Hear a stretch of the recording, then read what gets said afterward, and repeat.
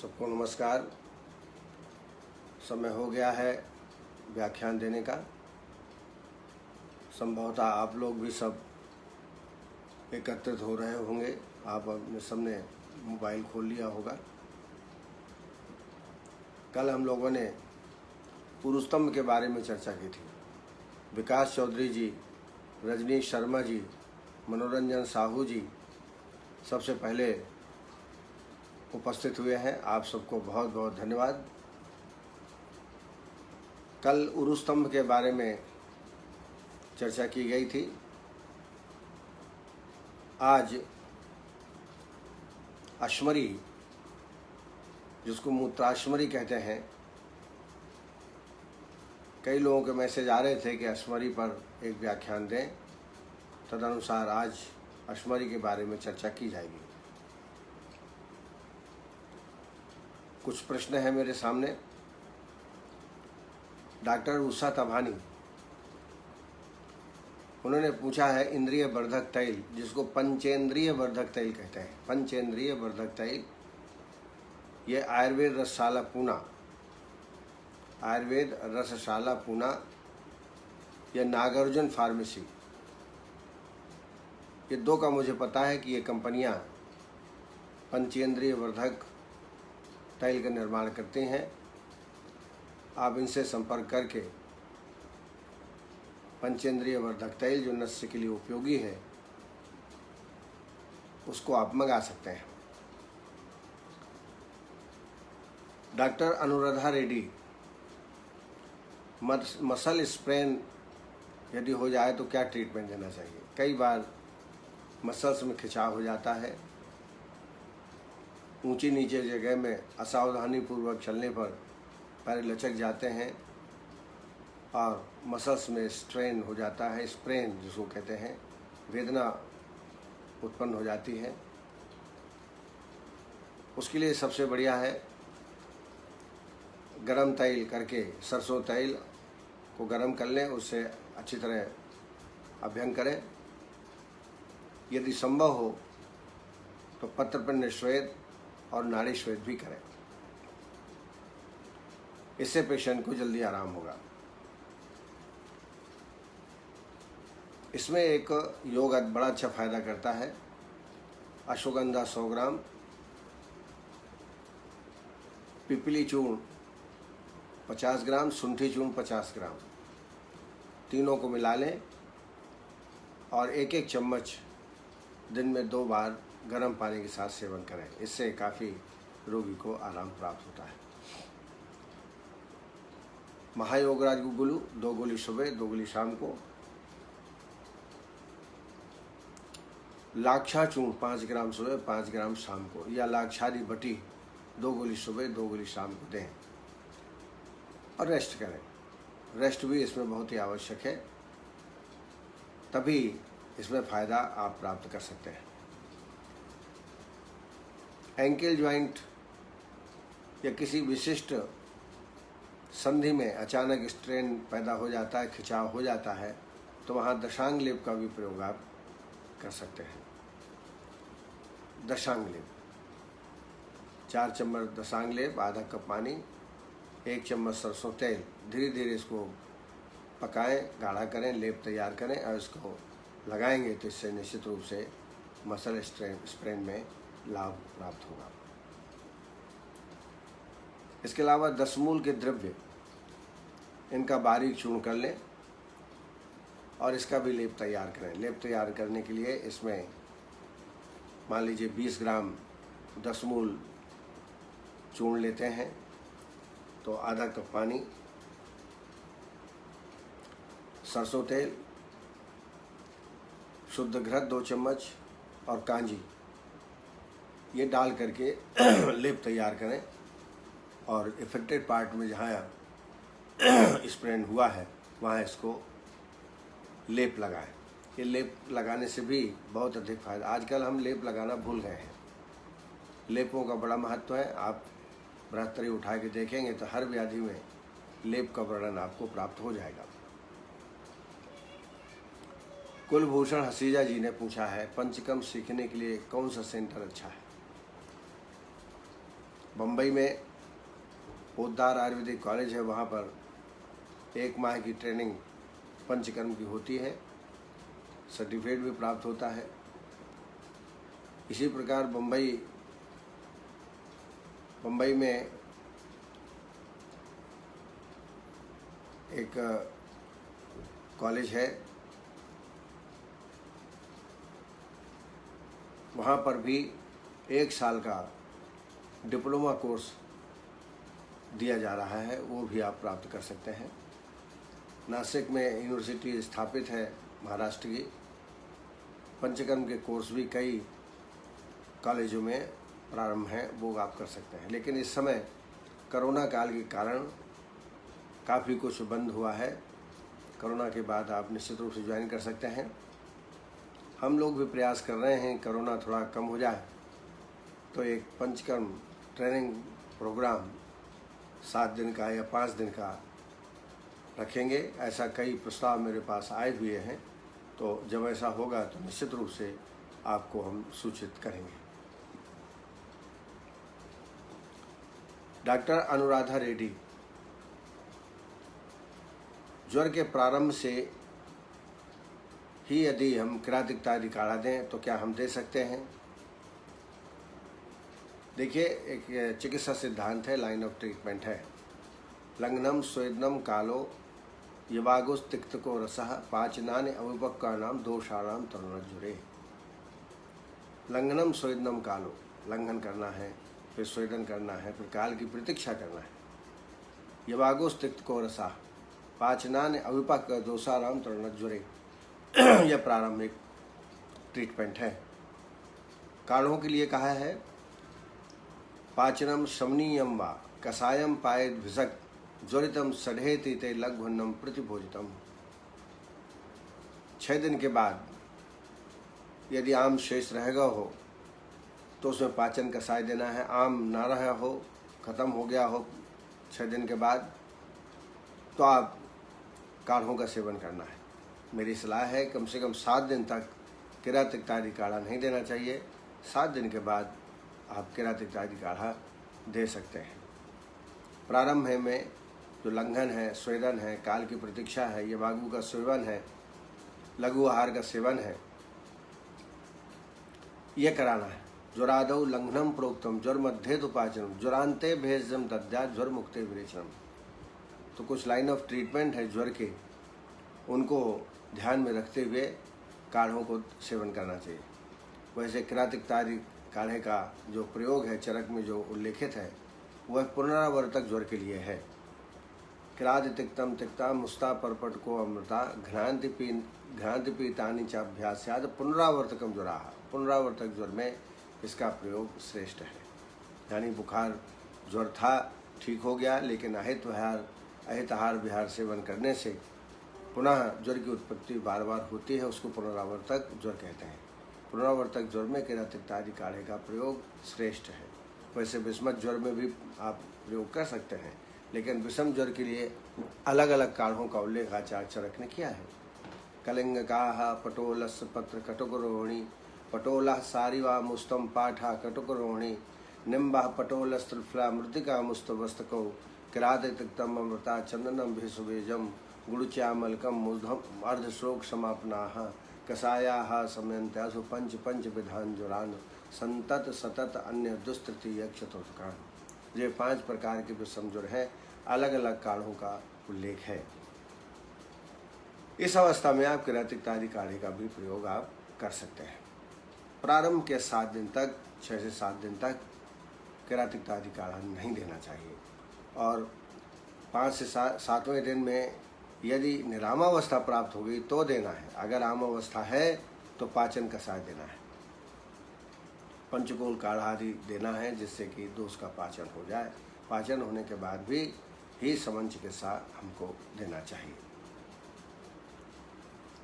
Doctor Rajneesh Sharma, उन्होंने बड़ा classical प्रश्न किया है, औषध काल का कितना महत्व है? क्या औषधि प्रातः एवं सायं ही देनी चाहिए? बहुत ही समसामयिक प्रश्न है और क्लासिकल प्रश्न है। हम अक्सर प्रातः एवं सायं 2BD दवाइयाँ देते हैं, बहुत हुआ तो 2 TDS। लेकिन ये आधुनिक चिकित्सा में जो प्रचलित समय है या प्रचलित चीज़ें हैं उसको हम अडेप्ट कर लेते हैं, जैसे 2BD 2 TDS। लेकिन हमारे आचार्यों ने औषध काल का अलग से उल्लेख किया है और ये कहा गया है कि बलवान रोगी हो तो बिना भोजन के प्रातःकाल खाली पेट में औषधि देनी चाहिए, लेकिन दुर्बल रोगी हो तो उसमें लघुपथ्य अर्थात अन्न में मिला करके या भोजन के बाद औषधि का सेवन कराना चाहिए। औषध की अपेक्षा काल, औषधि के लिए अपेक्षित काल ये 8 प्रकार के हैं। भोजन के पूर्व, भोजन के पश्चात, भोजन के मध्य में, बार बार 2 आहार के मध्य में, भोजन के साथ मिलाकर, भोजन के ग्रास में और ग्रास के बीच बीच में औषधि का सेवन आपको कराना चाहिए। ऐसा भी उल्लेख आचार्य चरक ने किया है। ऐसे ये अपेक्षा काल 8 प्रकार के होते हैं, लेकिन औषधि के 10 काल बताए गए हैं। इन कालों का निर्धारण कर आपको दवा देना चाहिए। लेकिन सबसे बड़ी बात है, आपको डायग्नोसिस आना चाहिए कि यह अपान वायु की विकृत से रोग है कि समान वायु से है, व्यान वायु से है, उदान वायु से है या प्राणवायु से है, कौन सा रोग है। क्योंकि रोगानुसार जो रोग आपके शरीर में उत्पन्न हुए हैं उसके आधार पर औषध काल निश्चित किए गए हैं। जैसे मैं कुछ बताना चाहूँगा, यदि अपान वायु की विकृति है तो भोजन के पूर्व औषधि का सेवन करना चाहिए। यदि रोगी बलवान है तो प्रातःकाल खाली पेट में आप औषधि का सेवन करा सकते हैं। तीसरा काल है, समान वायु की विकृत होने पर आहार के मध्य में औषधि देना चाहिए। चौथा औषधि काल है, व्यान वायु की विकृत होने पर प्रातःकाल भोजन के बाद औषधि का सेवन करना चाहिए। पांचवा काल है, उदान वायु की विकृति होने पर सायंकाल भोजन के बाद सेवन करना चाहिए। छठवां काल है, प्राणवायु की यदि विकृति हो तो ग्रास में औषधि मिलाकर सेवन कराना चाहिए। सातवां काल है, प्राणवायु की विकृति में ही ग्रासांतर में भी औषधि का सेवन करा सकते हैं। आठवां काल है, हिक्का, श्वास और पिपासा। हिक्का, श्वास और पिपासा रोग में बार बार औषधि सेवन कराना चाहिए। 2 बार या दिन में 3 बार देने से कोई लाभ नहीं। जनरली हम हिक्का, श्वास, पिपासा में हम 2 बार पुड़ियाँ देते हैं। इसमें बार बार देना चाहिए, तभी रोग में लाभ प्राप्त होता है। 9वां काल है, हिक्का से पीड़ित में लघु अन्न के साथ आवश्यकता अनुसार भोजन के पूर्व और भोजन के अंत में औषधि देनी चाहिए। और 10वां काल है, अरुचि रोग हो तो अनेक प्रकार विचित्र आहार द्रव्यों के साथ हितकर औषधियाँ देनी चाहिए। इस तरीके से आचार्य चरक ने 10 प्रकार के काल का उल्लेख किया है। इनका ध्यान करके हमें औषधियों को देना चाहिए। डॉक्टर कृष्णा माहुर, उन्होंने पूछा है कि सरसब या राई, मैंने शायद सद्या बमन में सरसब का उल्लेख किया था। सरसब लेना चाहिए, पीली सरसों। इसका चूर्ण जो है वमनोपग है, इसको ही मिला करके आप बमन कराएं। और भी औषधियाँ जहाँ जहाँ भी सरसब मिलाने का उल्लेख है वहाँ सरसब ही लिया जाता है, पीला सरसों लिया जाता है, राई नहीं। शिल्पा मिश्रा, उनका एक प्रश्न है,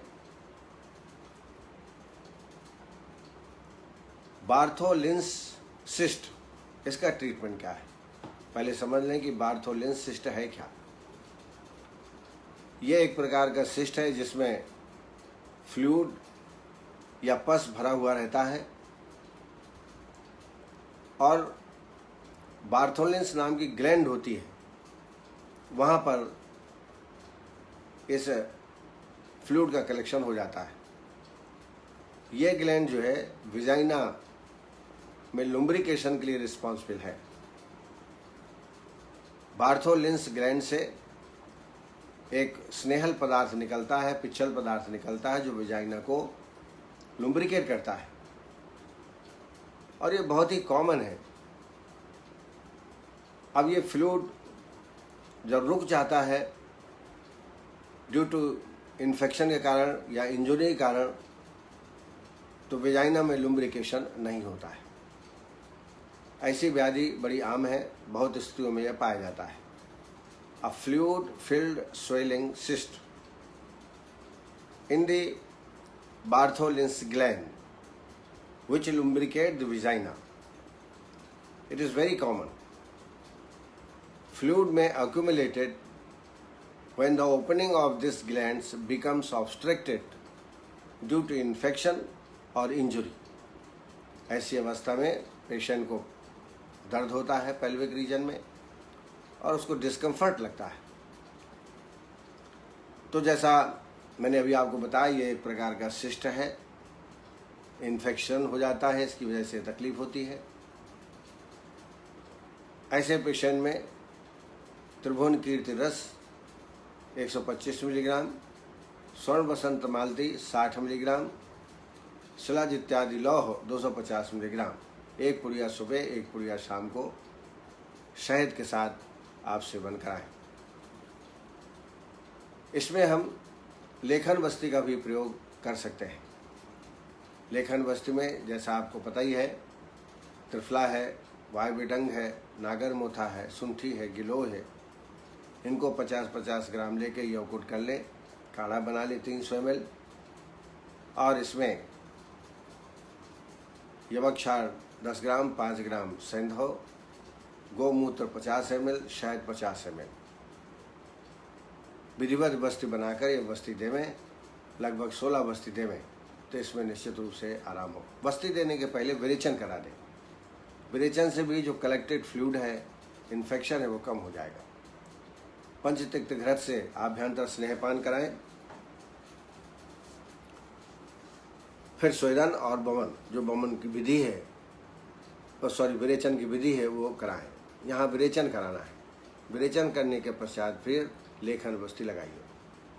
इसके अलावा कांचनाद गुग्गुलू, योगराज गुग्गुलू, कांकाइन बटी आवश्यकता अनुसार 2-2 गोली दिन में 2 बार इसका सेवन आप करा सकते हैं। कुमारी आसो और 10 मूला रस्ट, कुमारी आसो 2 चम्मच, 10 मूला रेस्ट 2 चम्मच, 4 चम्मच पानी भोजन के बाद पेशेंट को सेवन कराएं। इससे निश्चित रूप से लाभ होगा। पंचनिम्न बटी का भी सिस्ट में रोल होता है, तो पंचनिम्न बटी 2 गोली सुबह 2 गोली शाम को आप सेवन कर सकते हैं।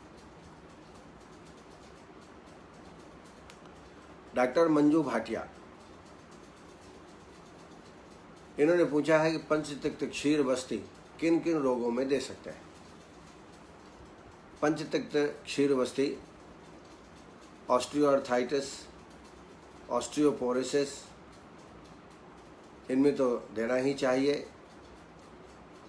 इसके अलावा हिप जॉइंट में जब तकलीफ होती है, ऐसी अवस्था में भी क्षीर बस्ती, तिक्त क्षीर बस्ती का प्रयोग आप कर सकते हैं। इसके अलावा ulcerative colitis, gastric ulcer, duodenal ulcer, अम्लपित्त आदि में भी पंचतिक्त क्षीर बस्ती का प्रयोग आप कर सकते हैं। पंचतिक्त के साथ साथ अन्य औषधियाँ मिलाकर के अन्य रोगों में भी दिया जा सकता है, जैसे पार्किंसंस, कंपवात, इसमें पंचतिक्त की औषधियाँ चिरायता, कुटकी, गिलोय, मुस्तक, परपट और अश्वगंधा और केमाच बीज ये मिला लीजिए। तो पार्किंसंस में या कंपवात में भी आप इसका प्रयोग कर सकते हैं। अल्सरेटिव कोलाइटिस, इसमें पंचतिक्त औषधियों के साथ कुटज और बिल का गूदा, कुटज और बेल का गूदा ये मिलाकर के बस्ती निर्माण कर अल्सरेटिव कोलाइटिस में आप इसका प्रयोग कर सकते हैं। इसी प्रकार संग्रहणी में पंचतिक्त औषधियों के साथ बिल्व, कुटज और मुलैठी इसको मिलाकर के आप पंचतिक्त क्षीर बस्ती का प्रयोग कर सकते हैं। तो इस तरीके से थोड़ा से दोष दूष का ज्ञान करके अन्य औषधि मिला करके अनेक तरह से पंचतिक्त क्षीर बस्ती का प्रयोग किया जाता है। ये ध्यान देना चाहिए कि इसमें अनुवासन बस्ती लगाने की आवश्यकता नहीं है, क्योंकि एक तरीके से आस्थापन बस्ती है, निरूह नहीं है। जहाँ पर निरूह बस्ती अर्थात सदोष निहड़ात जो दोषों के निकालने वाले औषधि पड़े हों, जैसे कुटकी है, एरण्यमूल है, गोक्षुर है, यवक्षार है, मदन फल है, ये सब पड़े हों, वह निरूह बस्ती है। और दूसरी होती स्थापन बस्ती, वया स्थापनाद आयु स्थापनाद व स्थापनम। जितनी भी प्राकृतिक बस्तियां हैं, रसायन बस्तियां हैं, ब्रह्मण बस्तियां हैं, युक्त रथ बस्ती है, बाजीकरण बस्ती है, सिद्ध बस्ती है, ये सब आस्थापन है। इसमें अनुवासन देने की आवश्यकता नहीं है। और ये बस्ती यदि एक मुहूर्त के अंदर वापस भी नहीं आए तो भी कोई चिंता नहीं करना है, जबकि निरूह बस्ती निश्चित रूप से 48 मिनट के अंदर वापस आना चाहिए, नहीं तो पेशेंट में तकलीफ हो सकती है, उदरशूल हो सकता है, पेशेंट को अरुचि लग सकती है, कई प्रकार की व्याधियाँ उत्पन्न हो सकती हैं। तो ये ध्यान आपको रखना है कि पंचतिक्त क्षीर बस्ती आप जब देते हैं तो मात्रा युक्त दीजिए, बहुत ज़्यादा मात्रा में मत दीजिए, क्योंकि जो निरूह की मात्रा है वो 24 पल है, अर्थात 96 तोला, लगभग 1 लीटर। 1 लीटर देंगे तो रुकेगी नहीं, तत्काल वापस आ जाएगी। इसलिए अधिकतम 300 से 400 ml तक ये बस्ती देना चाहिए। और देना ऐसा है, धीरे धीरे देना है ताकि उसका धारण काल बढ़े। अगर आप ज़्यादा दबा के दे देंगे तो प्रतिक्रिया होकर के वो बस्ती वापस आ जाएगी। और ये बस्ती देने के पहले जिस पेशेंट को आपको बस्ती देना हो तो रात्र को सोते समय त्रिफला चूर्ण या हरित की चूर्ण दे दीजिए, जाकि मल प्रवृत्ति अच्छी तरह साफ हो जाए। अन्यथा बस्ती देते ही बस्ती वापस आ सकती है, ये ध्यान रखें। लगाते वक्त आपको सवात, अति द्रुत, उक्षिप्त, तिर्यक, उल्लिप्त, कंपिताः, अतिवैहक, मंदाति वेग, दोषाः प्रणेततः, ये आपको ध्यान में रखना है जब आप बस्ती देते हैं। बस्ती दान बहुत धीरे धीरे, और जो बस्ती द्रव्य है वो बहुत ही उष्ण नहीं होना चाहिए, सुखोष्ण होना चाहिए, ये ध्यान रखें। और बस्ती के जो पश्चात कर्म है वो भी ध्यान रखें। पैरों का जिस तरफ पैर हैं उसमें कुछ ऐसी चीज़ें, पत्थर आदि या ईंटा रख दीजिए ताकि थोड़ा से ऊपर हो जाए पैर, तो ग्रेविटेशन फोर्स थोड़ा से प्राप्त होगा और बस्ती रुकने लगेगी। क्योंकि आस्थापन बस्ती को कम से कम रुकना ही चाहिए, तभी वो फायदा करती है। अनुवासन बस्ती भी ऐसे ही है। अनुवासन अपने दूसरे थे अनुदित संवादीयति इति अनुवासम। अनुवासन बस्ती वह है जो 6 घंटे, 12 घंटे, 24 घंटे तक रुके। तो पंचतिक्त क्षीर बस्ती का प्रयोग बहुत ही उपयोगी है, लेकिन आपको बनाना आना चाहिए। मान लीजिए आपने 600 ml काढ़ा बनाया पंचतिक्त औषधियों का, तो इसमें 300 ml दूध डाल करके दुग्ध शेष रहने तक आप पाक कर सकते हैं। और इसका प्रयोग आप क्षीर बस्ती के अंतर्गत, और क्षीर बस्ती में घृत भी डाला जाता है। अगर कंपवात है तो वहाँ अश्वगंधा घृत डालें। यदि अम्लपित्त से संबंधित व्याधि है, अल्सरेटिव कोलाइटिस वगैरह है, तो पंचतिक्त घृत डालें। तो इस तरीके से आपको संयोजन वस्ति में करना है। और वस्ति का जो निर्माण है, माक्षिकम लवणम स्नेहम कलकम क्वाथम इति क्रमात् आवपेत निरूहाणाम संयोजने एषु विदुः, ये ध्यान करके आपको देना है। मात्रा का ध्यान देना है कि माक्षिक कितना, सैंधव कितना, क्वाथ कितना, कल्क कितना, प्रक्षेप द्रव्य कितना, मधु स्नेहन कलकाख कसाय आवतो क्रमात् तीर्ण षड द्वै दस तीर्ण कफे चापि निरूढ़म पित्ते चत्वारी चत्वारी द्वै द्वै पच चतुष्फलम षड तीर्ण द्वै दस तीर्ण कफे चापि निरूढ़म। तो यह मात्राओं का संयोजन भी आपको आना चाहिए। मिलाने का तरीका क्लासिकल मेथड से देंगे, क्योंकि उस समय वस्ती का प्रयोग बहुत अधिक होता था। तो शिष्यों ने आचार्यों से पूछा कि वस्ती के बारे में आपने बहुत श्रेष्ठता बताई है, लेकिन प्रैक्टिकली हम देखते हैं कि उतना फायदा नहीं करते। तब आचार्यों ने बताया है कि जब आप वस्ती दें तो आयु का विचार करके, ऋतु का विचार करके, उष्ण और शीत का विचार करके, मात्रा का विचार करके, तमाम प्रकार के साम्य विचार का, अग्नि का विचार, कोष्ठ बल का विचार करके वस्ती देंगे विधिपूर्वक, तो ही ज़्यादा फायदा करेगी। आइए हमारे साथ चिकित्सक जो जुड़े हुए हैं, आयुष दर्पण के डॉक्टर नवीन जोशी जी, जो चिकित्सकों में नई ऊर्जा भरते रहते हैं और नए नए प्रोग्राम, नए नए व्याख्यान सुनाते रहते हैं। हमें सब उनका धन्यवाद देना चाहिए उनको। डॉक्टर उषा ताबानी, उषा जी हमेशा कार्यक्रम में उपस्थित रहती हैं। आशा Tandel ji, Sapna Dimri ji, doctor Giriraj Prasad ji, doctor Archana Jaiswal, doctor K N. Gangwar ji, doctor Nisha Joshi, doctor Balkrishna Mahur, वैद्य देवेंद्र सिंह खालसा,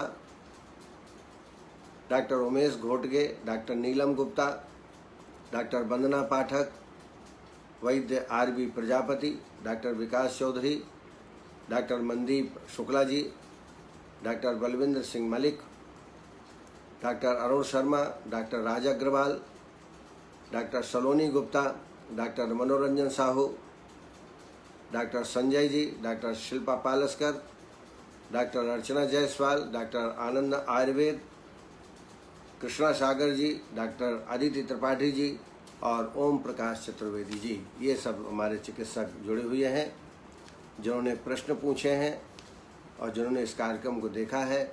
उन सबको मेरा हार्दिक हार्दिक अभिनंदन। आइए आज अश्वरी के बारे में चर्चा करेंगे। यूरिनरी लिथियसिस। अश्वरी का वर्णन चरक, सुश्रुत, वाग्भट यानी बृहत्त्रयी में, लघुत्रयी में बड़े विस्तृत ढंग से प्राप्त होता है। आचार्य चरक ने 3 अध्याय में अश्वरियों का वर्णन किया है। जब मूत्र वह स्रोतस में पत्थर के टुकड़े के समान कोई वस्तु अटकती है, तब मूत्रावरोध के साथ रोगी में बड़ी पीड़ा होती है और इसी को अश्वरी कहा जाता है। अत्यंत कष्टप्रद एवं दुष्चिकित्सा होने से इसको यम भी कहा गया है, क्योंकि इसमें कष्ट बहुत होता है, तकलीफ बहुत होती है, इसलिए इसको एक पर्याय के रूप में यम कहा गया है। सुश्रुत में इसका बहुत ही वैज्ञानिक ढंग से अश्वरी का वर्णन प्राप्त होता है। आधुनिक मतानुसार इसे यूरिनरी स्टोन कहा जाता है। निदानों में कभी भी शोधन नहीं कराना, कुपथ्य से और लगातार कफवर्धक आहार विहार का सेवन करने से अश्वरी रोग की उत्पत्ति होती है। आइए संप्राप्ति देखें। मूत्राशय में गए हुए शुक्र के साथ मूत्र या पित्त के साथ या कफ के साथ मूत्र को वायु सुखा देती है। तो जिस प्रकार गौ के पित्त में गोरेचन बनता है, उसी क्रम से वस्ति में अश्वरी का निर्माण हो जाता है। सुश्रुत के अनुसार जब प्रकुपित श्लेष्मा मूत्राशय में प्रवेश करता है, तब मूत्र से मिलकर अश्मरी की उत्पत्ति होती है। इसके भेद 4 प्रकार के हैं। वातज, पित्तज, कफज और शुक्रज अश्मरी, 4 प्रकार की अश्मरियों का वर्णन आचार्यों ने किया है। इसके पूर्व रूप हैं वस्ति में आदमान, वस्ति के चारों ओर वेदना का होना, मूत्र में बकरे की गंधाना, बकरे से गंधाना, ज्वर, अरुचि, वस्ति, वृषण और शिश्न में शूल होना। इसके समान लक्षण हैं नाभि, वस्ति, सीवनी एवं शिश्न में शूल की उत्पत्ति, मूत्र की धारा रुक रुक कर आना, रक्त मूत्रता, गंदा मूत्र प्रवृत्ति, मूत्र मार्ग में पथरी घटने से आराम और सिक्ता का निकलना, छोटे छोटे टुकड़े निकलना अश्मरी के, उसको सिक्ता बोलते हैं।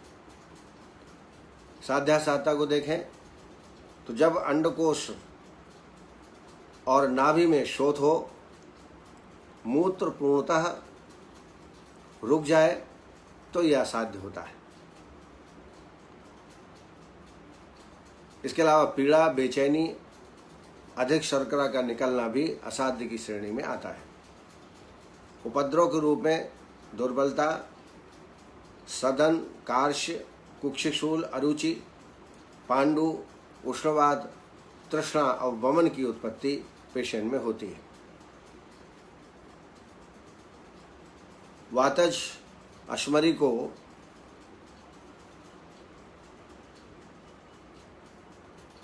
यूरिक एसिड स्टोन कह सकते हैं, पैत्य को कैल्शियम ऑक्सलेट स्टोन कह सकते हैं, कफज को कैल्शियम फॉस्फेट कह सकते हैं। आइए चिकित्सा के बारे में समझ लें। सबसे पहले तो 7 दिन पंचकोल काढ़े का सेवन कराएं, इससे दीपन, पाचन और आम नष्ट हो जाता है। उसके बाद त्रिफला घर से आभ्यंतर स्नेहपान, फिर वमन कराएं, फिर स्नेहपान करके विरेचन, वमन के 15वें दिन विरेचन। अनुवासन के रूप में दशमूल तेल 30 ml भोजन के बाद देवें। निरूवस्ति के रूप में गोक्षरादि काढ़ा और वरुणादि क्वाथ, ये 50-50 ग्राम लेके 300 ml काढ़ा बना लें। त्रिफला घृत 50 ml, शहद 50 ml और यवक क्षार 10 ग्राम, 5 ग्राम सेंध हो और ये वस्ती दें। तो इस तरीके से वमन, विरेचन, अनुवासन, आस्थापन कम से कम 16 वस्ती काल वस्ती क्रम से आप देवें। इसमें आपको जरूर लाभ प्राप्त होगा। निदान परिवर्जन तो करना ही करना है और सौंफ से सिद्धित पानी का निरंतर सेवन कराएं। इससे मूत्र की मात्रा बढ़ती है और जो रुकावट है वो खत्म हो जाती है कई बार। गोक्षुर बीज चूर्ण 10 ग्राम दिन में 2 बार मधु के साथ या गोमूत्र के साथ लेने से अश्मरी में आराम प्राप्त होता है। गोक्षुर चूर्ण, मुलहटी चूर्ण 5-5 ग्राम गोमूत्र के साथ 21 दिन तक सेवन करने से अश्मरी में लाभ प्राप्त होता है। त्रिफला पुनर्नवा से सिद्धित दुग्धपान, त्रिफला और पुनर्नवा से सिद्धित दुग्धपान भी लाभदायी होता है। गोक्षुर मूल, ताल मखाने का मूल, एरंड मूल और कंठकारी का मूल, बृहति मूल, फिर से मैं रिपीट करता हूँ, बहुत ही इंपॉर्टेंट योग है ये।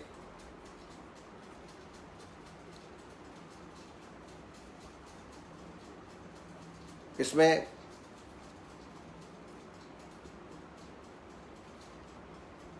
गोक्षुर मूल, ताल मखाना मूल, एरंड मूल, कंठकारी मूल और बृहति मूल, इनको समान भाग लेकर के 100-100 ग्राम ले लीजिए और चूर्ण बना के रख लीजिए।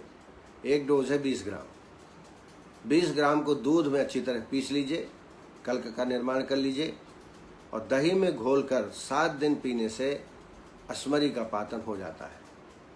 ये मैंने प्रैक्टिकल किया हुआ है, आप इसका प्रयोग करें।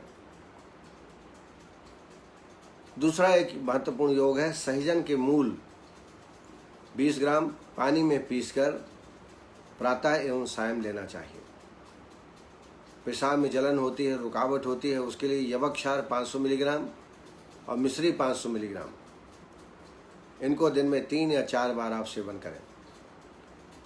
छोटी इलायची चूर्ण 250 ग्राम मधु के साथ या केले के साथ सेवन करें। छोटी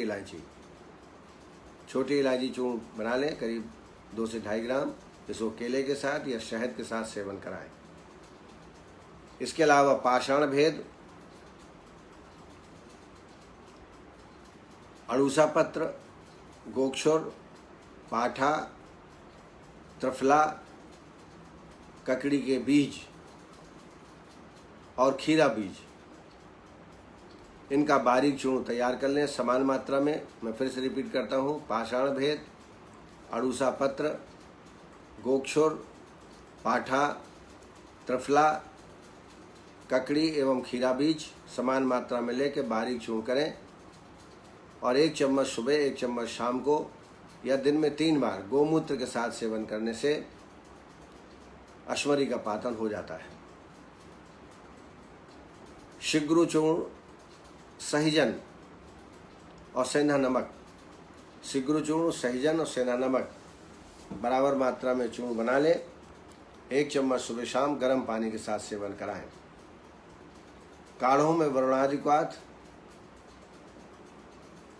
और गोक्षरादिक्वाथ 30 ml दिन में 2 बार खाली पेट में सेवन कराएं।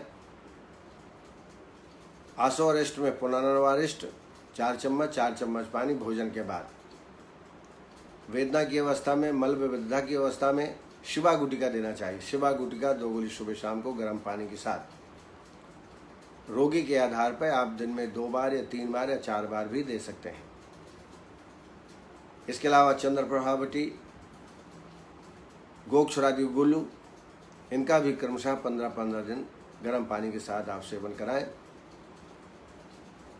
रस औषधियों में तृणकांत पिष्टी 250 मिलीग्राम, श्वेत परपटी 250 मिलीग्राम, गोक्षरादि चूर्ण 2.5 ग्राम और यवक्षार 500 मिलीग्राम। फिर से रिपीट करता हूँ, तृणकांत पिष्टी 250 मिलीग्राम, श्वेत परपटी 250 मिलीग्राम, गोक्षरादि चूर्ण 2.5 ग्राम और यवक्षार 500 मिलीग्राम। इसको शहद के साथ दिन में 2 या 3 मात्राएं सेवन कराने से अश्वरी जन्य वेदना में बड़ा लाभ प्राप्त होता है और धीरे धीरे क्रश होकर के पथरी का नाश भी हो जाता है। ये औषधियाँ जो मैंने बताई अनुभूतिजन्य हैं और बड़ी सरल है। रस औषधियाँ कम देना चाहिए ऐसी अवस्था में, क्योंकि किडनी वैसे ही डैमेज है, क्योंकि लगातार पथरी के होने से किडनी में भी डैमेज हो जाता है, तो उसका ध्यान में रख के अपने को ट्रीटमेंट करना है। आज मैं अपने वाणी को यहीं समाप्त करता हूँ, यहीं पर मैं विराम देता हूँ। कल फिर इसी वक्त आपसे मुलाकात होगी, तब तक के लिए नमस्कार। जय आयुर्वेद।